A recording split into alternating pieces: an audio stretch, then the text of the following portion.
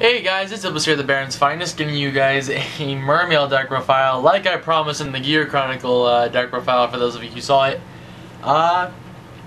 Been playing a bit again. Mermail is one of the few decks I actually have built right now. I haven't really cared to build a whole lot in Yu-Gi-Oh!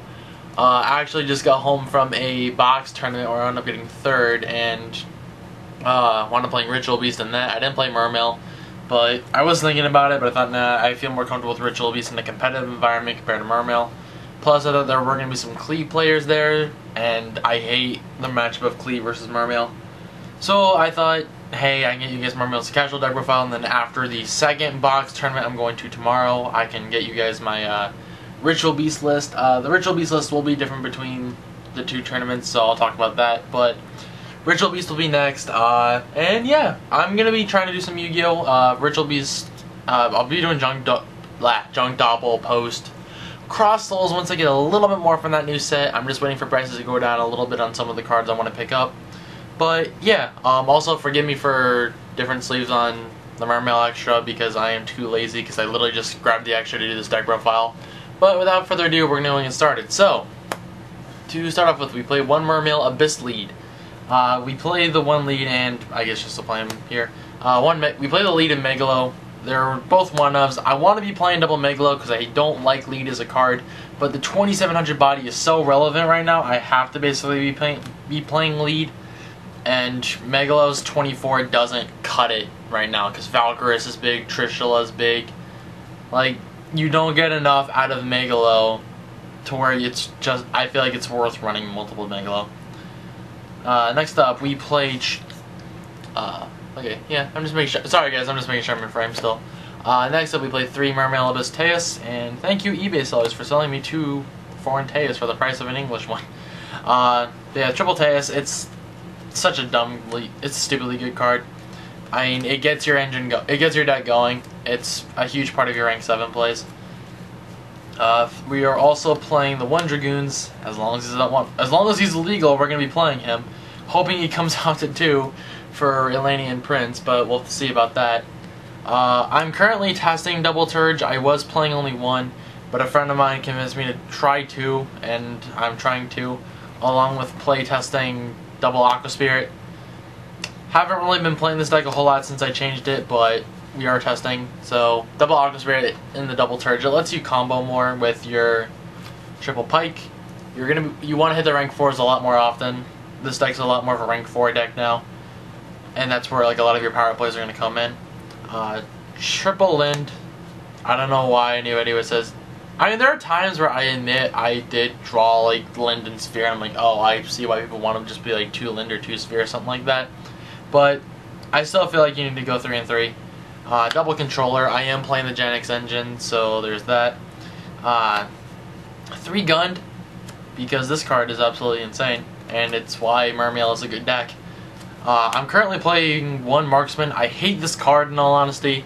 It's so much of a lackluster card. Like, every time I talk to Mermail players and they say, oh yeah, this card's good, I just say, why is this card good? What does it really hit in the format? And it's like, oh, it hits set cards. What are people setting this format? And it irks me because like I never get good answers from people. Like Satellar back row, okay, yeah, but you know if there's a problem, it's gonna be a face-up card. But I'll get to that like when I get to finish the monsters, which I'll just go ahead and do. We play double Undyne and double Heavy Infantry. Undyne, it's a normal summonable problem solver, and then double Heavy Infantry. This is the card I do want to talk about immediately because I feel like a lot of people say this card's terrible and they only play 1 or they don't even want to play it. And every time I hear that, I question what goes on in their heads. Like a few of the Mermail players I have talked to said they either love this card or hate this card. I am on the side where I say I love it, primarily because this is a problem solver. Like I said, Marksman doesn't get rid of a problem. It prevents a problem or triggers a problem early, but this gets rid of the problem. Like if you're under Dijin Lock, this is your out to the Dijin Lock. This is your problem solver. This is the card that gets you out of. It's like, oh, they have a Trish or a Valkyros or something big. This is your problem solver, not the Marksman. This is how you get around your problems, and I don't understand why people say play 1. This is the card I want to get off more compared to Marksman. And while, yes, I admit Marksman's a good card, and you can say, oh, well, this is searchable. Yeah, it's true. You can apply the exact same logic for Marksman, and I want more problem solvers compared to more problem preventers.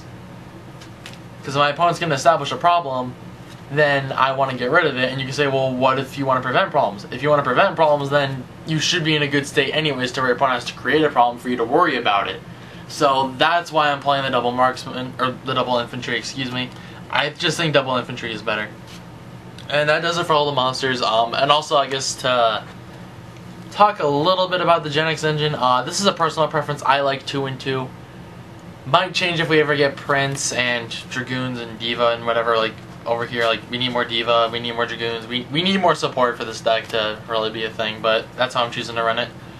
For spells, we play a pretty small spell lineup. We play 1 Raigeki, 1 Book of Moon, 1 Soul Charge. I'm currently taking 1 Enemy Controller. Enemy Controller gives you an out to the Dijin Lock. I like it a lot. It's been pretty successful for me. Like, whatever they hit, like, you normally have, even if they're under Dijin Lock, you can use this to out it. Double MST, because you still need to hit back row. And then I am playing 2 copies of Salvage in my main board.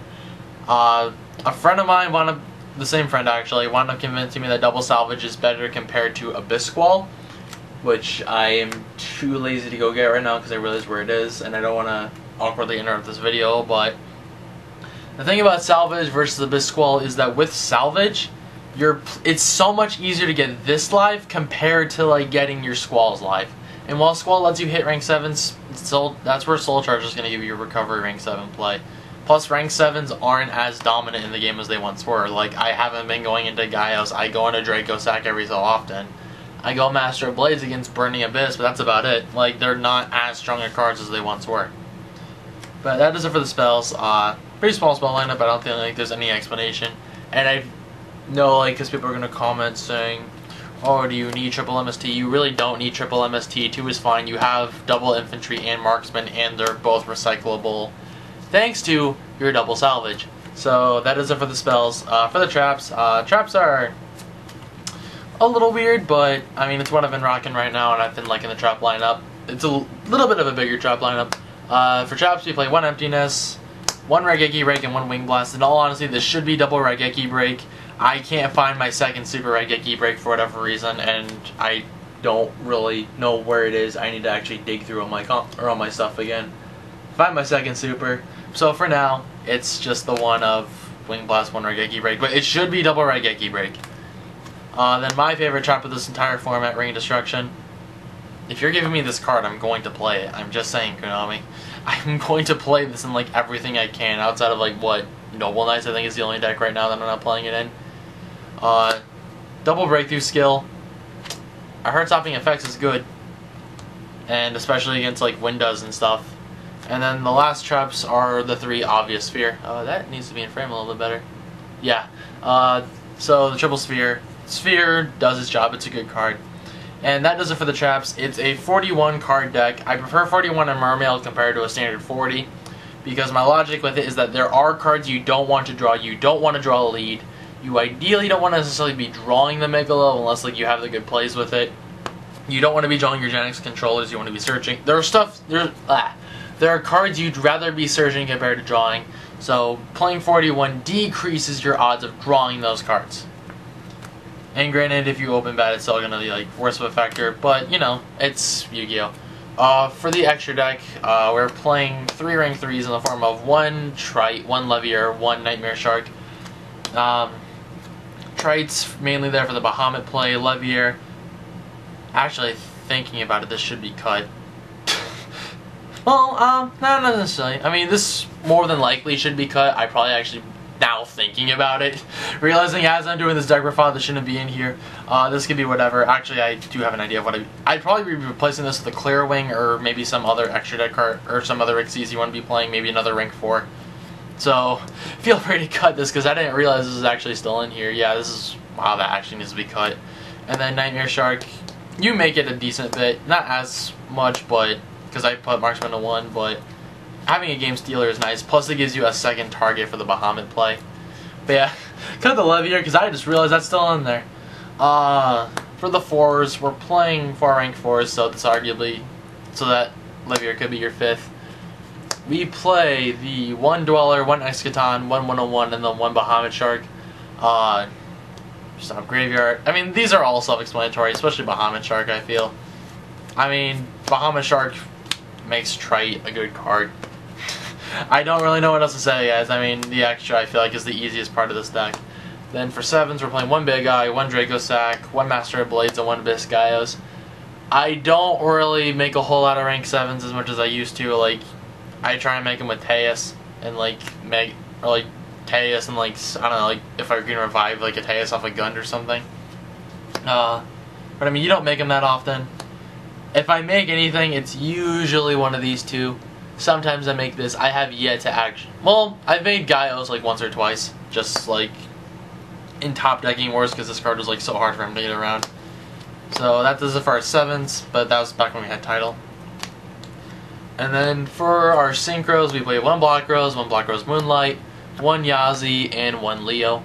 The Leviair could be dropped for a Clear Wing Synchro Dragon when that's, well, if you're able to obtain one, I guess I should be saying, because the card's legal by the time I'm recording this, because it's the 16th actually. Which is why I'm actually going to be giving you guys Ritual Beast with this card. Yeah.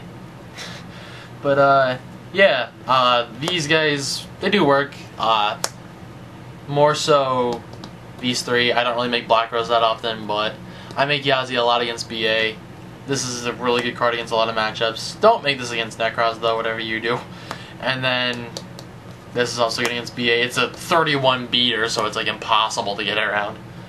But yeah, that does it for the Mermail deck profile, guys. I hope this is what you guys were wanting, like just more Yu-Gi-Oh content again. Don't know why my camera just decided to cut me off there for some reason. But yeah, that's it for the Mermail deck profile, guys. I hope you guys enjoyed it. Let me know if this is what you wanted to see. Yu-Gi-Oh and Vanguard is going to be on this channel. I'm sorry, guys, if you hate Vanguard, but Vanguard's going to be here, and it's going to be a bit more common now.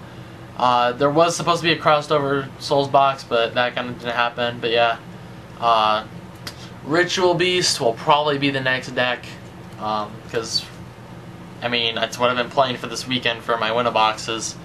But yeah, we'll be doing the Yu-Gi-Oh deck profile, Yu-Gi-Oh and Vanguard. I don't know if I'm gonna be doing like a Vanguard sneak because my phone is still buggy. I need to go get that fixed. But that's gonna do it for now, guys. So until next time, peace.